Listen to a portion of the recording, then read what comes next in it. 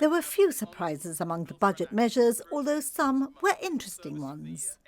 The magic figure, whether up or down, is 2.5 to help with the inflation increase. The Chief Minister said the government will use public sector money to help those in need. And today, Fabian Picardo did introduce measures towards this. The minimum wage, for example, goes up to £8.90 an hour, an increase of 30 pence. The state pension and disability benefit will also go up by around 2.6%, with public sector occupational pensions to increase by 2%. The sponsored patients allowance increased by 3%. Tax is a budget favourite.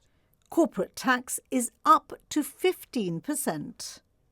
Personal tax is returned to 25%. These are 2022 levels before it was increased by 2% as a short, sharp post-COVID recovery measure. Last year it went down 1%, with the agreement being that this would be repeated this year, which it has been.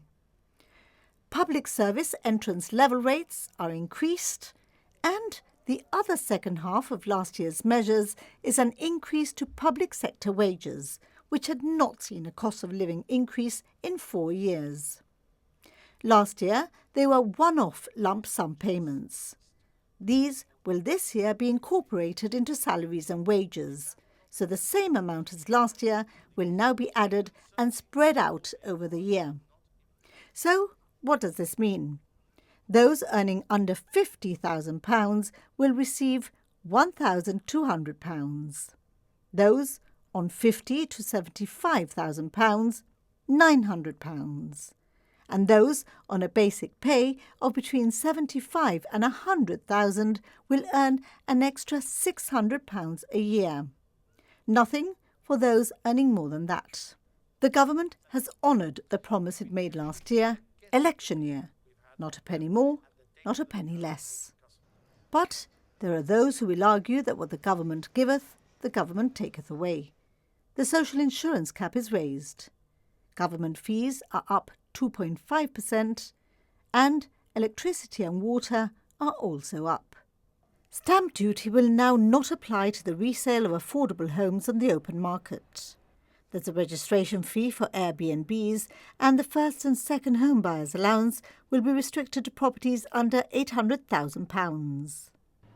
As a measure to encourage and help senior citizens downsize, the government announced the equivalent of a first-time home buyers allowance for those over 65 wishing to move to smaller properties.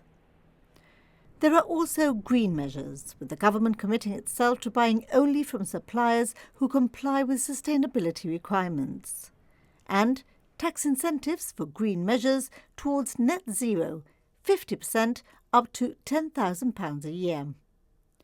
There will continue to be no import duty for electric vehicles, but mild hybrids will now start paying 10% and full hybrids 5%. Pleasure craft as luxury vehicles now start paying 5% import duty, with Mr. Picardo reminding the House that the small boats marina was developed at considerable cost to the taxpayer. There's a 25% fee for import duty refunds. This will not be so much a money spinner, but a measure to curb bureaucracy. And finally, the Chief Minister announced a regiment scholarship along the lines of university grants to give financial assistance to those wishing to sign up.